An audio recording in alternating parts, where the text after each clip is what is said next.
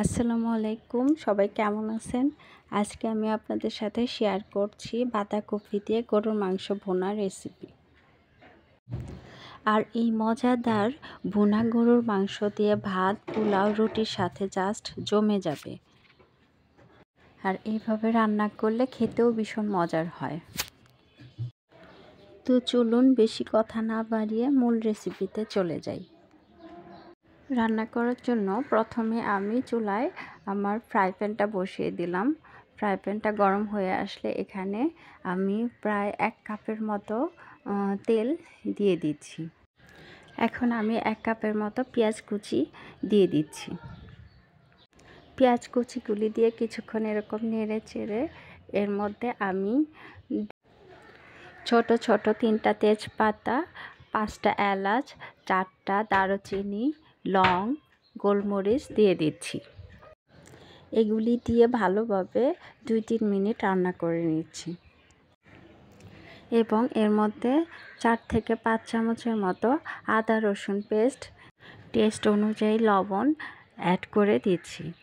অল্প একটু পানি দিয়ে এগুলি 2-1 মিনিট রান্না করে নিচ্ছি। এরপরে এখানে আমি 1.5 চামচের মতো শুকনা মরিচ দিয়ে দিচ্ছি।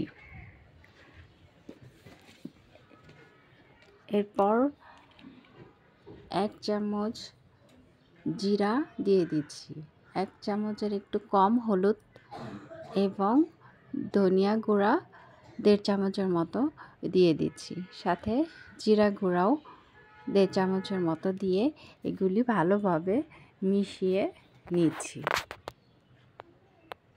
তারপর এই মশলাটার মধ্যে অল্প একটু পানি দিয়ে ভালোভাবে কষিয়ে নিতে হবে। মশলাটার মধ্যে যখন এরকম তেল ভেসে আসবে, এই পর্যায়ে আমি আগে থেকে রেডি করা মাংসগুলি দিয়ে দিব। মশলাটা আমি 3-4 মিনিটের মতো কষিয়ে নিয়েছি। এখন এই পর্যায়ে তেল ভেসে উঠছে। এখন আমি আগে থেকে রেডি করা মাংসগুলি দিয়ে দিচ্ছি। এবার মাংসগুলো মশলার সাথে ভালোভাবে নেড়েচেড়ে মিশিয়ে নিচ্ছি। 2-3 মিনিট পর পর এভাবে আমি ভালোভাবে এগুলি মিশিয়ে রান্না করে নিচ্ছি। এবার অল্প একটু পানি দিয়ে মিশিয়ে ভালোভাবে এখন ঢাকনা দিয়ে ঢেকে রান্না করে নিচ্ছি। এভাবে 2-3 মিনিট পর পর আমি মাংসগুলি নেড়েচেড়ে উল্টিয়ে রান্না করে নিচ্ছি। এখন আবারও মাংসগুলো নেড়েচেড়ে ঢাকনা দিয়ে ঢেকে এটাকে আমি প্রায় 25 থেকে 30 মিনিটের মতো এরকম কষিয়ে নিচ্ছি। মাংসটা এরকম কষানো হয়ে গেলে এই পর্যায়ে আমি বাঁধাকপিগুলি দিয়ে দিচ্ছি। বাঁধাকপিগুলি দিয়ে মাংসর সাথে ভালোভাবে নেড়েচেড়ে এটা ঢাকনা দিয়ে কিছুক্ষণ এভাবে ঢেকে রান্না করে নিচ্ছি। এই পর্যায়ে বাঁধাকপিগুলি বেশি মনে হলেও কিছুক্ষণের মধ্যে এগুলি চুপসে যাবে। 2-1 মিনিট পর পর ঢাকনাটা উঠিয়ে মাংসটা এভাবে নেড়েচেড়ে রান্না করে নিচ্ছি। এভাবে আমি ঢাকনা দিয়ে ঢেকে বেশ কিছুক্ষণ রান্না করে নিচ্ছি। দেখতেই পাচ্ছেন মাংসটা থেকে পানি উঠেছে, আর এই পানি থেকেই মাংসগুলি সিদ্ধ হয়ে যাবে। আর আমি মাংসটা ছোট ছোট পিস করে নিয়েছি, তাই সময় লাগবে না। এরপর এ পর্যায়ে আমি অল্প একটু এর মধ্যে পানি দিয়ে দিব। আপনারা যদি মনে করেন পানি না দিলে সিদ্ধ হয়ে গেছে, তাহলে পানি অ্যাড করার দরকার নেই।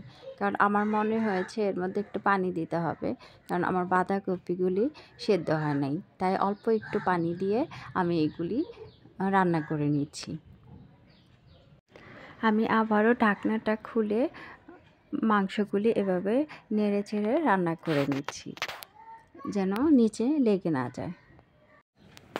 বাঁধাকপিগুলি মিহি করে কেটে নিয়েছি, তাই রান্না করতে বেশি সময় লাগেনি। আর বাঁধাকপি দিয়ে মাংসটা অবশ্যই মাখা মাখা করেই রান্না করে নেবেন।